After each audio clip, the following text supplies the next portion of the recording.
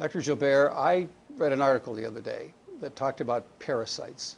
And it said that the United States, of all the countries in the world, has a bigger parasite problem than anywhere else. Explain what parasites are and why in the world should the United States be the most guilty of the problem? Isn't it interesting, because being an industrialized nation, a very progressive nation, we would think that that's not the case. And people slough it off as to, oh, well, not in the United States. That's only in poor countries, or that's in third world developing countries. What happens is that, and they're not sure why, one of the things is that we have so much infiltration of people from other countries. So they're bringing some of their problems of lack of sanitation, for instance. They don't have clean water, so they have parasites. People aren't bringing them intentionally, but they're coming on their body. Some of them are airborne, whether it be through an airport and you're touching the handrails, you know, anything that you're touching in a public place. So we're cross-contaminating each other constantly. But the other thing is that we are not eating a high-fiber diet, and you and I have discussed this many times.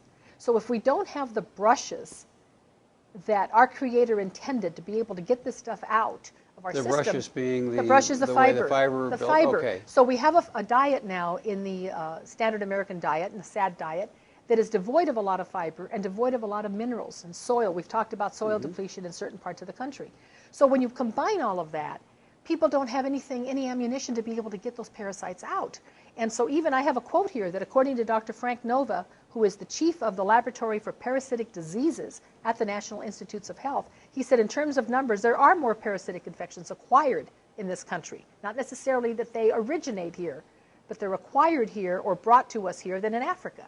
So in a lot of the countries that I refer to with the researchers that I work with, Eastern European countries, Asian countries, specifically I know Malaysia and Indonesia, they automatically train their patients when they're a physician or a healthcare practitioner to take a course for 2 weeks every 6 months for parasites, which is what I do. My birthday happens to be in June, so it's the middle of the year.